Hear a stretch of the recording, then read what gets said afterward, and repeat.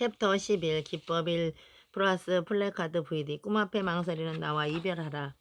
성공자의 사고방식을 가진 사람들에게 장애물이란 가슴속에서 미친 듯이 불타오르고 있는 꾸미로 부어진 한 드럼통의 기름에 불과하다. 그들은 앞을 가로막은 장애물이 크고 높을수록 더욱 열정적으로 변한다. 그들은 비디오 드림을 하는 존재들이기 때문이다. 이미 성공한 자신의 모습을 눈앞에 사물을 보듯이 생생하게 바라보고 있는데 어떤 장애물이 그들의 의지를 꺾을 수 있는가. 그들은 마침내 꿈을 이루고야 만다. 플래카드 VD 기법이란 꿈을 플래카드에 적어서 걸어놓는 것을 말한다. 작은 크기로 만들어 책상 앞이나 벽에 걸어도 좋고 중간 크기로 만들어 현관이나 대문 앞에 걸어도 좋다. 나는 일반 프레카드 크기로 만들어서 아파트 정문, 학교 교문, 회사 정문, 길거리 등에 걸어놓는 것을 적극 추천하고 싶다.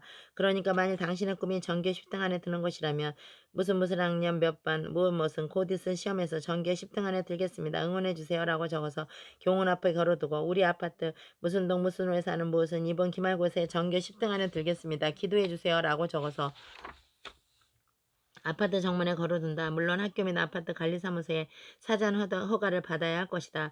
또 만일 한 달에 1억 원대의 매출을 올리는 영업사원이 되는 것이 꿈이라며 무슨 팀 누구는 앞으로 1년 안에 한 달에 1억 원의 매출을 올리는 사람이 되겠으니 성원해주세요 라고 적어서 회사 정문 앞에 걸어둔다. 물론 꼭 정문이 아니어도 좋다. 미관상 좋은 지점에 걸어두어도 좋고 사무실 안에 걸어두어도 좋다.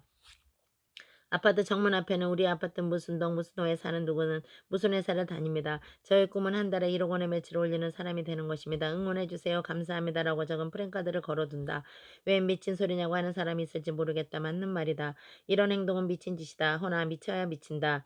블랙카드 VD 기법은 꿈의 배수진화라고 할 수 있다. 마음껏 꿈꾸기조차 두려워하는 나 꿈을 이루기 위한 행동을 개시하지만 결국 작심삼일로 만들어버리고 보는 나약하기 이를 데 없는 나 자신과 영원히 결별하기 위한 것이다. 9가지 VD 기법은 파티 VD를 빼고는 전부 혼자만의 VD 기법이다.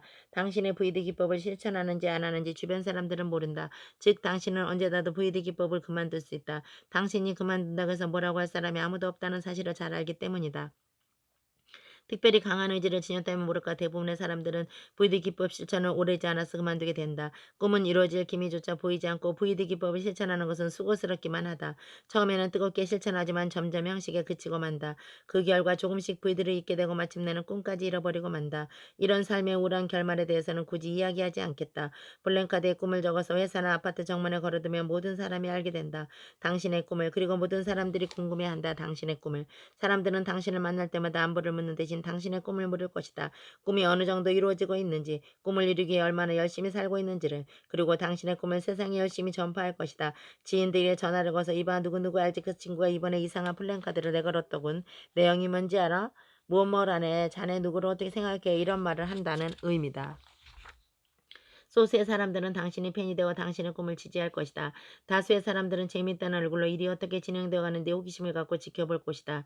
또 다른 소수의 사람들은 당신을 비웃고 안주거리를 삼을 것이다.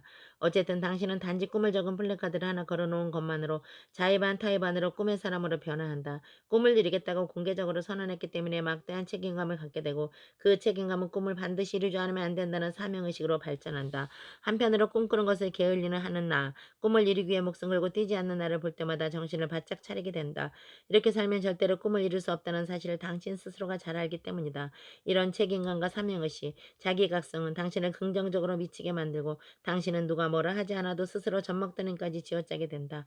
당신의 내부에 존재하는 모든 힘은 물론이고 당신이 갖고 있지 않은 힘까지 끌어들여 생생하게 꿈을 꾸게 되고 꿈을 이루기 위한 행동을 결사적으로 하게 된다. 당연히 이런 사람은 기적을 만들게 된다.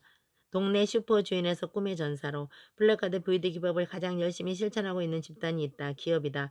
기업들은 막대한 비용을 들여 자신들의 꿈을 적은 플래카드를 전국 곳곳에 설치한다. 아니 꿈을 이루기 위해서는 플래카드 정도로는 부족하다는 사실을 잘 알기 때문인지 빌딩 옥상에 거대한 광고판을 설치하고 거액을 들여 신문에 광고를 내고 홍보 등 영상을 만들어 인터넷에 올리고 TV나 라디오에도 내보낸다.